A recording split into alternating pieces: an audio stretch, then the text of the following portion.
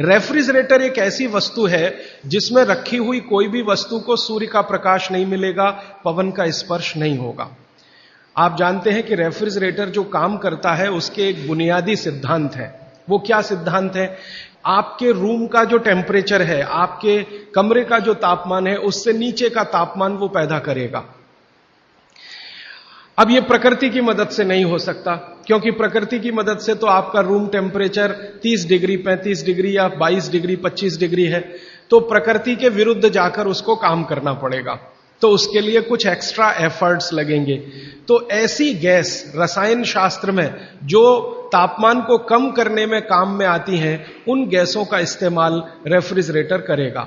और एक दो नहीं, ऐसी 12 गैसों का इस्तेमाल रेफ्रिजरेटर करता है, जिनको विज्ञान की भाषा में CFCs कहते हैं, क्लोरो फ्लोरो कार्बन्स, जिसमें क्लोरीन भी है, फ्लोरीन भी है और कार्बन डाइऑक्साइड। अगर आप रसायन शास्त्र की डिक्शनरी निकाल कर देखें, आप में से जिन्होंने पढ़ा है केमिस्ट्री उनके लिए तो आसान है, जिन्होंने नहीं पढ़ा वो डिक्शनरी निकाल कर देखें। क्लोरीन, क्लोरीन के सामने लिखा हुआ है जहर। सीधे डिक्शनरी देखें, टेक्स्ट की बात नहीं कर रहा हूं, एक डिक्शनरी खरीद लें केमिस्ट्री की और क्लोरीन शब्द देखें तो सामने ही लिखा हुआ है जहर। और फिर फ्लोरीन देखें तो अत्यंत जहर, और कार्बन डाइऑक्साइड तो जहर का बाप। आप जानते हैं कि शरीर का ये जो श्वासोश्वास की क्रिया है, प्राणायाम जिसको आप कहते हैं, इसमें आप हमेशा कार्बन डाइऑक्साइड छोड़ते हैं। ये क्यों छोड़ते हैं? रख लीजिए इसको अंदर। अगर इससे इतना ही प्रेम है कि रेफ्रिजरेटर लाके आपने घर के सबसे अच्छे स्थान पर रखा है, जो हर समय कार्बन डाइऑक्साइड से ही खेल रहा है, तो आप अंदर की कार्बन अंदर ही रख लीजिए, बाहर मत छोड़िए। बहुत प्रेम है आपको इससे, तो आप मर जाएंगे। शाम नहीं लगेगी, रात नहीं लगेगी, मिनट में मर जाएंगे। इसलिए प्रकृति ने व्यवस्था ऐसी बनाई है कि कार्बन डाइऑक्साइड जो आपको मार डालेगी, इसको बाहर निकालते रहना है। अब ये बाहर निकले तो आप स्वस्थ रहें। कार्बन डाइऑक्साइड जैसी ही खराब गैसों में क्लोरीन और फ्लोरीन की गिनती होती है। अब ये तीनों, कार्बन से मिला हुआ, क्लोरीन से मिला हुआ, फ्लोरीन से मिला हुआ 12 गैस एक साथ रेफ्रिजरेटर छोड़ता है।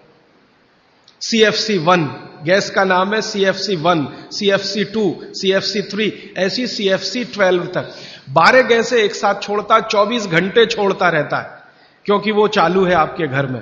अब इसमें आपने जो कुछ भी रखा है वो सब इन गैसों के प्रभाव में आता है।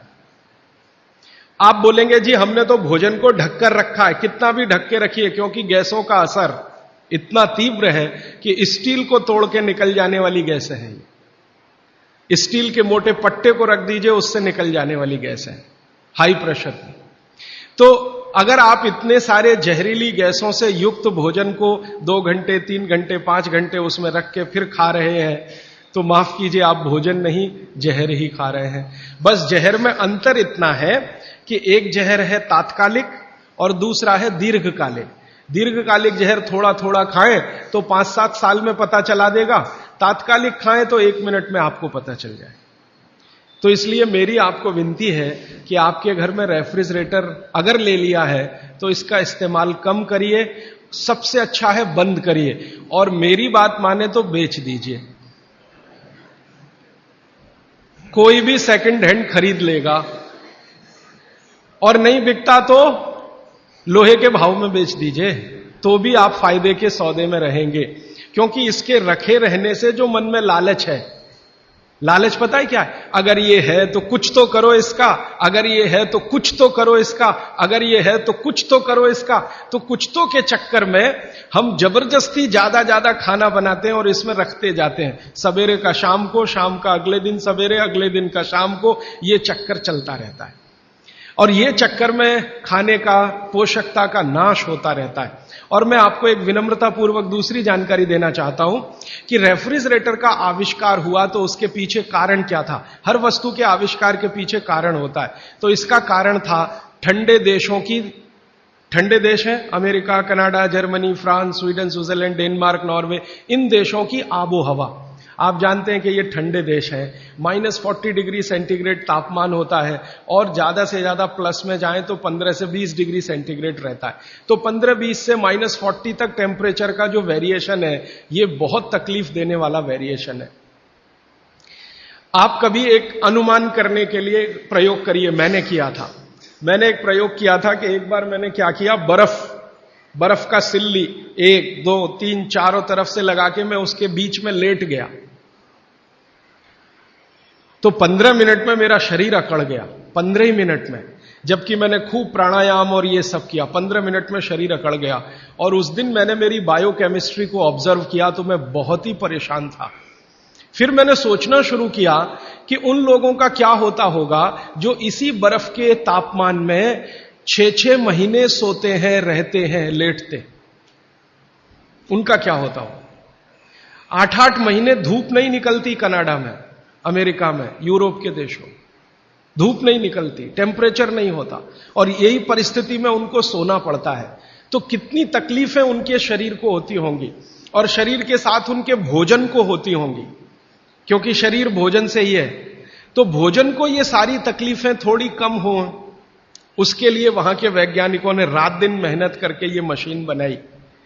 और उन्होंने कहा कि जो टेम्परेचर को हम प्रकृति के रेगुलेशन में है, हम उसे कंट्रोल नहीं कर सकते, कुछ एरिया हम ऐसा बनाएं जिसको हम कंट्रोल कर सकें, हम जब चाहें टेम्परेचर को बढ़ा सकें, घटा सकें। इसके लिए रेफ्रिजरेटर बना। तो ये उनकी मजबूरी में से निकली हुई मशीन है। कोई उन्होंने बहुत आगे प्रोग्रेस करके ये बनाया ऐसा नहीं है, उनकी मजबूरी है, उस मजबूरी में से ये निकला।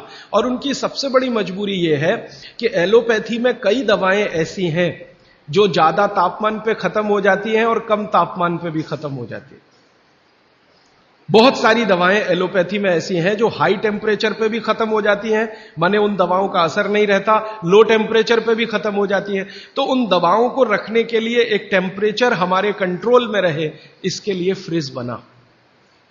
वो पानी रखने के लिए नहीं बना है, दाल रखने के लिए नहीं बना, सब्जी रखने के लिए, दवाएं रखने के लिए बना।